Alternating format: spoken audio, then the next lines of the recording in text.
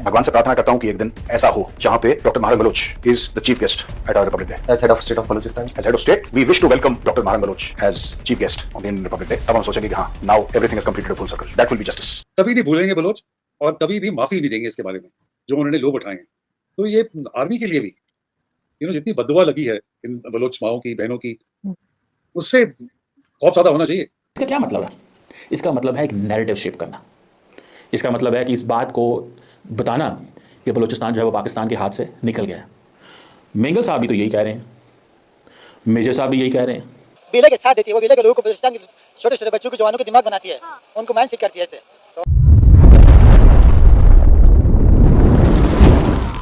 नमस्ते दोस्तों, जय हिंद। वैसे तो मेजर आर्या पाकिस्तान की हमेशा बजाते रहते हैं, लेकिन इस बार उन्होंने कुछ ऐसा किया है जिससे पाकिस्तानी पूरी तरह भड़के हुए हैं।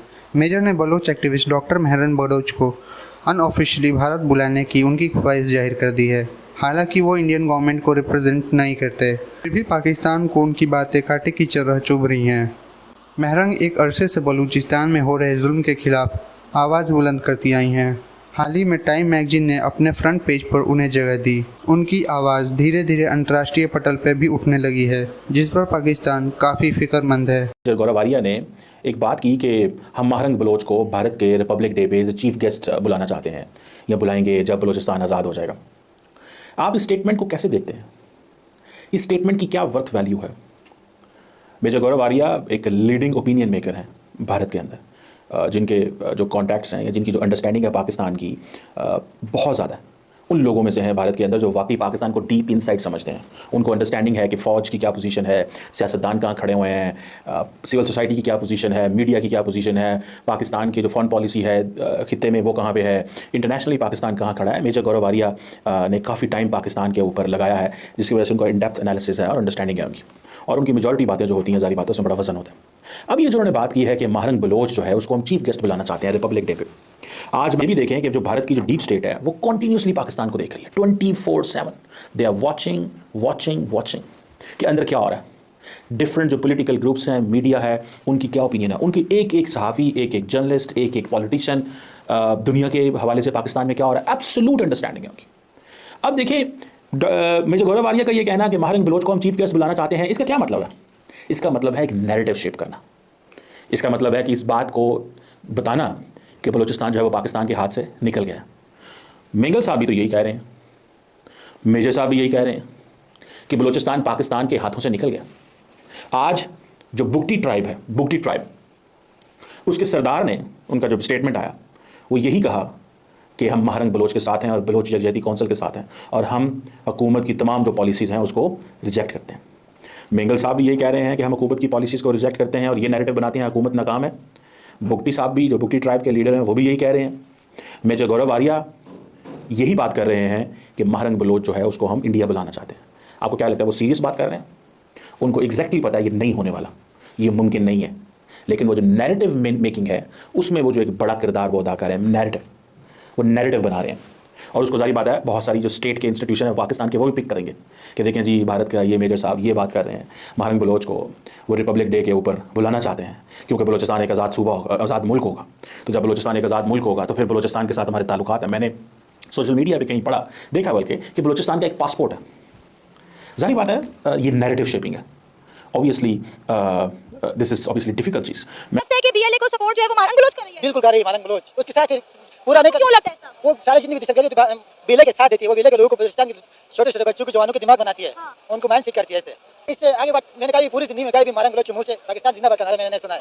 कभी कल मैं गुरु देख रहा था जिससे किनकर उससे सवाल कर रहे थे, अब मुसलमान को पंजाब में जो जितने भी मारा है मुसलमान को, इसके अलावा आप लगाओ पाकिस्तान जिंदाबाद, वो बिल्कुल नहीं लगा रहे थे। खामोश हो गई सारी जो बलूचिस्तान में जो टेररिस्ट है ना, ये मंजूर पिश्ती है और ये महारंग बलोच है, ये सारे उनकी जो कर रहे हैं गलत कर रहे हैं। सर पाकिस्तान के स्कूलों में पाकिस्तान का जो झंडा है वो नहीं लगाया जा रहा, वहाँ पे कौमी तराना नहीं पढ़ाया जा रहा, ये खुली बगावत नहीं है? बिल्कुल बगावत। ये जो बलूचिस्तान के जो लोगों के बच्चों के जितने भी पोलिटिशियन स्टूडेंट के ऊपर दिमाग में ना माइंड सेट करती है, वो जो महारंग बलोच उनके पीछे, उसके साथ और भी एक औरतें और भी, उनका नाम मैं भूल गया हूँ। ये जो मेजर गौरव आर्या ने महारंग बलोच को इनवाइट कर लिया इंडिया, क्या लगता है वो इंडिया जाएंगे? क्योंकि डेफिनेटली कहीं ना कहीं उन्हें इंडिया की मदद भी चाहिए इन तमाम मामलों से निकलने के लिए। ये इंडिया की नहीं जाएगी, वो अगर वो इंडिया जाएगी तो पाकिस्तान में सब लोग बलोचों को भी पता चलेगा, सबको पता चलेगा कि ये इंडिया की एजेंट है। वो महारंग बलोच को अरेस्ट किया गया, उनके साथ कई दूसरी बलोच लेडीज जो है उन्हें अरेस्ट किया गया। जो हमारी स्टेट है या कह लीजिए फौज भी और एजेंसीज और गवर्नमेंट सब इतने ज्यादा घबराए हुए क्यों लग रहे हैं कि कहते हैं जी उनको टेररिस्ट डिक्लेयर करेंगे? ये सब क्या चल रहा है आपके ख्याल से? देखिए, जहाँ तक मैंने असेस किया है कि पाकिस्तान आर्मी अगर कोई बंदूक उठाता है तो उसको तो आसानी से डील कर सकती है, लंबा टाइम होता है but it can deal with it. मगर जो सिविल सोसाइटी के अनआर्म्ड प्रोटेस्ट हैं वो पाकिस्तान आर्मी के लिए डील करना बहुत मुश्किल है। सबसे शुरू से ये चला आ रहा है। और अब क्लासिक एग्जांपल तो बांग्लादेश का था। ईस्ट पाकिस्तान था उस वक्त। आफ्टर ऑल मुजीब क्या मांग रहा था, ही वांटेड अपने जो ईस्ट पाकिस्तान के लिए राइट्स मांग रहा था and within the constitution. बाद में he won the election also, he should have been legally the prime minister. उसको बनने नहीं दिया तो उसके प्रोटेस्ट को फिर बहुत बुरी तरह से कुचला था। So many millions of people died. तो पाकिस्तान उसके बाद बलूचिस्तान में 73 77 में प्रॉब्लम्स हुई। तो पाकिस्तान आर्मी की एक ही टेम्पलेट है। इंग्लिश की एक कहावत है कि that all you have is a hammer, everything looks like a nail. अगर आपके पास सिर्फ हथौड़ा है तो सब कुछ आपको कील ही दिखता है कि उसको आप ठोको। ये पॉलिटिकल इशू है। ये जो कोई भी इंसर्जेंसी है, जैसे बलोचों की इंसर्जेंसी है, ये पॉलिटिकल मसला है। ये मिलिट्री माइट से सॉल्व नहीं होगा। अगर सॉल्व हो सकता तो पिछले 70 साल से चल रहा है। ये फिफ्थ इंसर्जेंसी है जो 2004 में शुरू हुई है, पर पहले भी तो 48 में ही हो गई थी, फिर 58 में हुई, फिर 62 में हुई, फिर 73 में। टेम्परेरी तो आपने उसको दबा दिया, बट फिर थोड़े सालों के बाद फिर उभर कर आती है। तो इस पॉलिटिकल मसले को क्योंकि वो टैकल नहीं कर पा रहे, तो जो सिविल सोसाइटी है, मरंग बलोच है या समीदीन बलोच है, अब ये तो दुनिया में हाउस होल्ड नेम्स होंगे। सब लोग इनको जानने लगे हैं क्योंकि एक तो इनको नोबेल पीस प्राइज के लिए नॉमिनेट किया है टाइम मैगजीन के कवर पर, और 100 टॉप पीपल में वो है। तो इनको पॉलिटिकली आपको डील करना है इनकी। और उनका ग्रीवेंस क्या है? इन्फोर्स डिसअपीयरेंस मिसिंग पर्संस, कि जिनके हस्बैंड 15-15 साल से मिसिंग है, तो उसको कुछ क्लोजर तो दो। उसको ये तो बताओ कि भाई हाँ, लाश यहाँ दफनाई है, या वो जिंदा भी है या फौत हो गया तो उसकी फिर लाश यहाँ पर है। हमें थोड़ा सा ह्यूमन टच तो होना चाहिए। और ये जो चीजें हैं ना, ये एक कौम की ना साइकी में बस जाती हैं। They will never forget it. कभी नहीं भूलेंगे बलोच, और कभी भी माफी नहीं देंगे इसके बारे में। जो बात यह है कि बलूचिस्तान एक आजाद रियासत, एक आजाद मुल्क हुआ करता था एक जमाने में। It was an independent nation, और उसको भी इंडिपेंडेंस अगस्त में मिला, अगस्त 1947। और मोहम्मद अली जिन्ना का यह मानना था कि भाई Balochistan should be an independent country, और बार बार जिन्ना ने यह बोला कि Balochistan should be independent, it should be independent. तो लोगों ने बोला कि ठीक है साहब, द ग्रेट कायदे आजम बोल रहे हैं, सच्ची बोल रहे होंगे। तो बोला ठीक है साहब। तो दोस्तों, बलूचिस्तान के जो 3 मुख्य हिस्से थे, खरन, लसबेला और कलत, इनको बोला गया कि खरन और लसबेला को बोला कि आप जाके आप मिल जाइए कलत के अंदर, तो दिस विल बिकम बलूचिस्तान। ऐसी बात हुई। उस मीटिंग के अंदर सब लोग थे। उस मीटिंग के अंदर मोहम्मद अली जिन्ना थे, जवाहरलाल नेहरू थे, लॉर्ड माउंटबैटन थे, और इन सब के रिप्रेजेंटेटिव्स भी थे। तो सब लोगों ने बोला done sir done, this will be the independent nation of Balochistan. और बलूचिस्तान एक आजाद रियासत बना।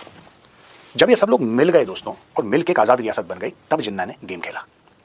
मोहम्मद अली जिन्ना डे 1 से झूठ बोल रहा था। डे 1 से वो फरेब कर रहा था। जब ये सारी की सारी चीजें हो गई, जब सब परेशानी जिसको कहते हैं टॉप पे चली गई, राइट, तब जाके पाकिस्तानी आर्मी बीच में आती है और पाकिस्तानी आर्मी ऑक्यूपाई कर लेती है बलूचिस्तान।